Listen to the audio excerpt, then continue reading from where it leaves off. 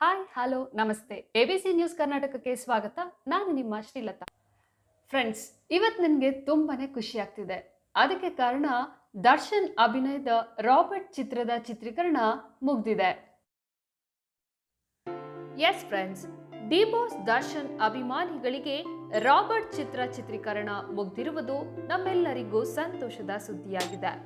ಅಂದ್ರೆ ದರ್ಶನ್ ಅಭಿನಯದ ಯಜಮಾನ, ಕುರುಕ್ಷೇತ್ರ, ಒಡಿಯಾ ಹೀಗೆ ಅನೇಕ ಚಿತ್ರಗಳು ಸೂಪರ್ ಹಿಟ್ಗಳಾಗಿವೆ.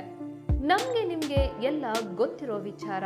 ಸೊ ಹಾಗಾದ್ರೆ ಪೋಸ್ಟ್ ಪ್ರೊಡಕ್ಷನ್ ಕೆಲಸ ಅಂದ್ರೆ editing, dubbing, recording, DTS, VFX ಮತ್ತೆ ಇನ್ನು ಹಲವು ಕೆಲಸಗಳು ಬಾಕಿ ಇರೋದನ್ನ ಕ್ಯಾಲ್ಕುಲೇಟ್ ಮಾಡಿಕೊಂಡ್ರೆ ಬೇಸಿಗೆಯ ರಜೆಯ ಸರಿಯಾಗಿ ರಾಬರ್ಟ್ ಬಂದು ಥಿಯೇಟರ್ಗೆ ಅಪ್ಪಳಿಸುವುದು ಸಂತಸದ ಸುದ್ದಿನೇ ಸರಿ.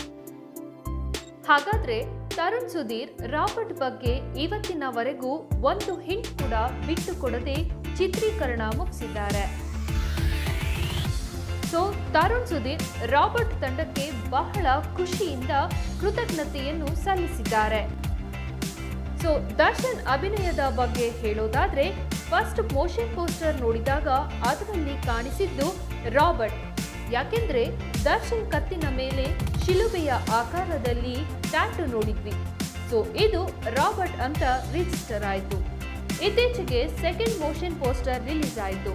ಅದರಲ್ಲಿ ದರ್ಶನ್ನ ನಾವು ಆಂಜನೇಯನ ಪಾತ್ರದಲ್ಲಿ ನಾವು ನೋಡಿದ್ವಿ.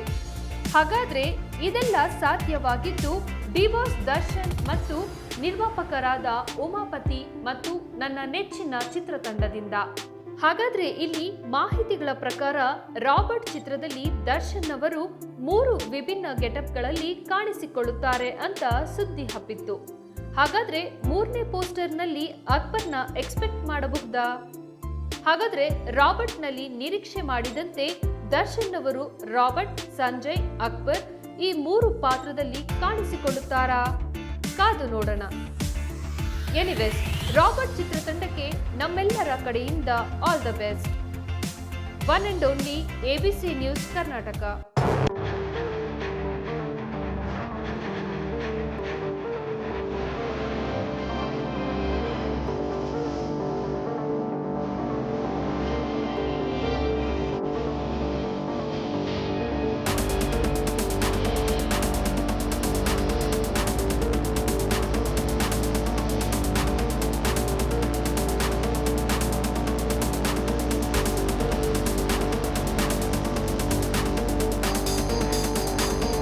ನಿಮ್ಮ ಅನಿಸಿಕೆ ಅಭಿಪ್ರಾಯಗಳನ್ನ ತಪ್ಪದೆ ಕಾಮೆಂಟ್ ಬಾಕ್ಸ್ನಲ್ಲಿ ಬರೆದು ತಿಳಿಸಿ.